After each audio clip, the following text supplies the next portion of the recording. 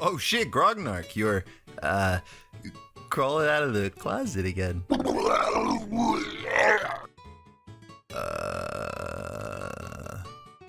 Oh, it's Shadow Man. What is Shadow Man? Why would I want to play Shadow Man? This channel doesn't need more weird, obscure games no one else cares about. Okay,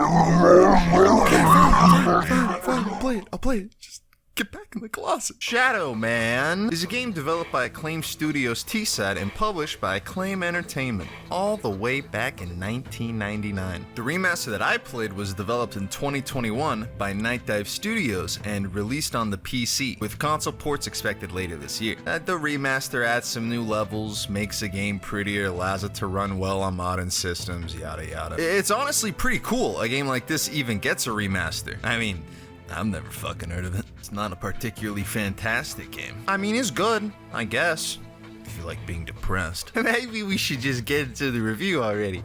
And Grognark's starting to clear me from the corner.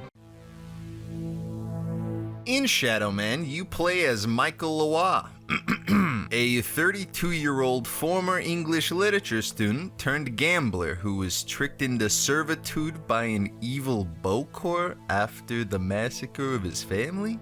The fuck? I don't remember any of this. So now, Michael Lewa is the Shadow Man, a voodoo warrior who defends a live side from the evil forces of dead side. He's sent on a mission by a voodoo priestess named Mama Nettie, who's also the one who sewed this mask into his chest and made him the Shadow Man. The bitch. Being Shadow Man blows. You spend all your time in the land of the dead, shooting zombies and pigmen, listening to the cries of a turtle agony wail over you. It's bullshit, but it does make a pretty cool game concept. Who doesn't want to play as a voodoo warrior on an adventure through the land of the dead? That sounds dope. So Mama Nettie tells us to go get all of Miyazaki's Dark Souls to prevent the end of the world by the hands of, some dude. Okay, so let me get this straight. Whoa. Sit down. What are you getting so angry for? And we're all like, shit, man, fuck me. Guess I better get going. That's a decent enough concept. I guess you could do worse. So now that we're on our adventure into Dead Side, I should tell you about all the amazing gameplay we'll be experiencing for the next 20 odd hours. Grognark? Why are you looking at me like that?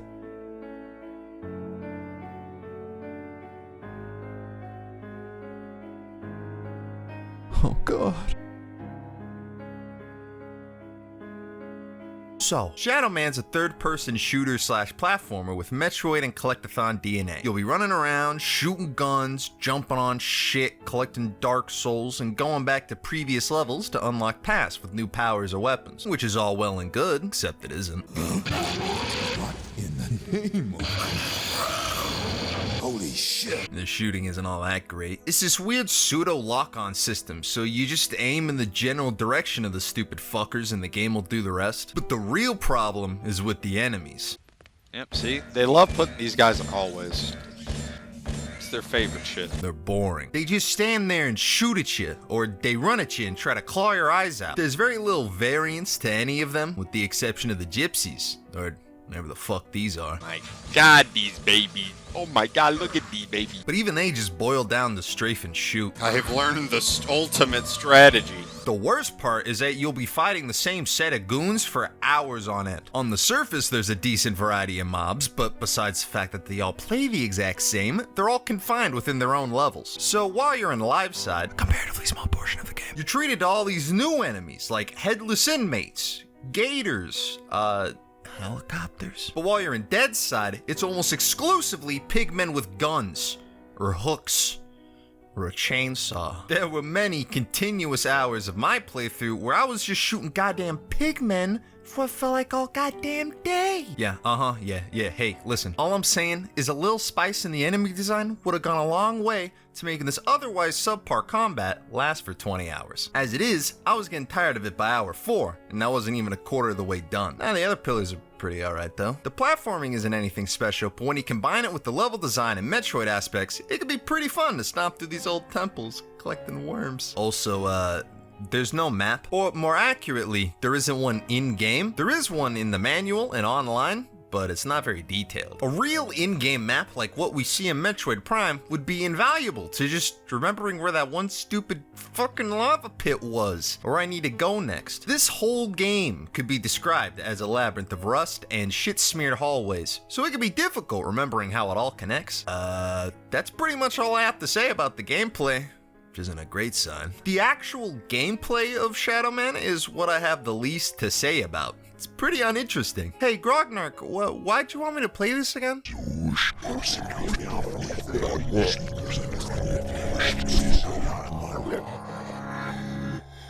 Okay. You know, your ominous tone actually reminds me. What I do have a lot to say about it.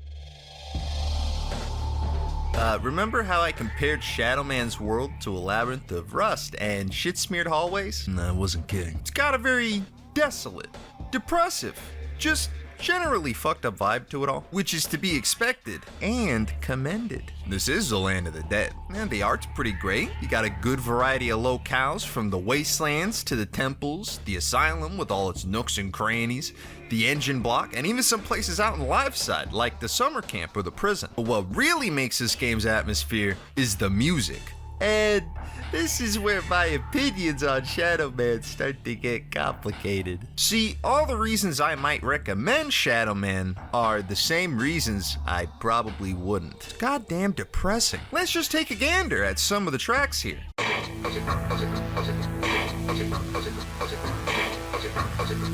Oh yeah, hey, see, that one's pretty damn good.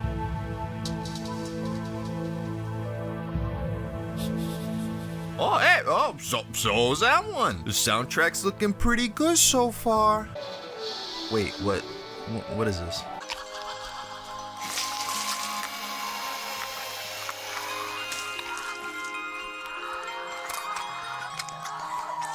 Oh God. The music, made by Tim Haywood, does a great job of setting the mood or atmosphere while you're trudging along the land of Deadside.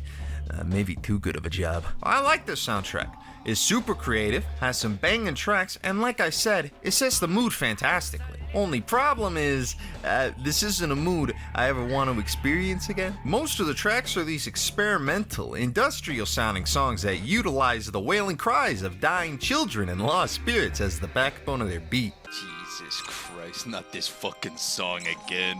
Anything but the squeaky toy, please, please. I mean, fuck, man. This is cool and all, but I don't want to listen to this shit for 20 hours. It'd be one thing if these tracks were background noise in an otherwise busy soundscape, but no, they are the soundscape. The track for whatever stage you're in constitutes most of what you'll be listening to for the duration of your stay there, which is all fun and good when the track is this.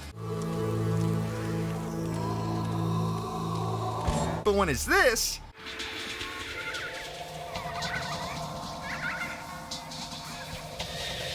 it only takes 5 minutes before I want to burst my own eardrums. See, I can appreciate the artistry, but I never want to experience the art again. It's hard to recommend a game to someone when playing it means listening to the sounds of a demonic dentist office for hours on end. It genuinely takes away from the experience and gets exhausting quickly. I mean, I love the creativity, but I just hate actually listening to it. I feel like there's what do they call it? Narrative dissonance here? Shadow Man's supposed to be the disillusioned one, desperately trying to grapple with the death of his little brother while also being subjected to a lifetime of walking around Deadside. And I'm supposed to be the funny YouTube gamer guy making one-liners and jokes and shit. But instead, I'm the one who can't sleep at night, and he's the one making jokes like he's some kind of funny guy or something. It's bullshit.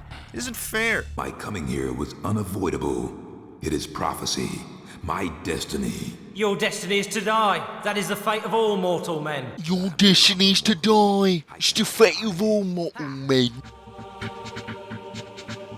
We open in a dank sewer, listening to the ramblings of Jack the Ripper, when suddenly Dracula appears. Or is it Legion? Who are you? My name is Legion, for we are many. What the fuck? What is wrong with your lips? What a Yeah, Legion. Anyway, they talk a bunch of nonsense until Jack agrees to build an asylum in Deadside. For all of the unique and misunderstood individuals that will follow you as the time of Armageddon approaches. So he kills himself. Nice. Then we cut to Shadow Man and Mama Nettie, chilling at the Wild at Heart bar, hanging out. Fucking. Doing nothing. Cause you're gonna suck this cock. You're gonna suck this cock good. You're gonna suck this cock clean. Right now. Yes!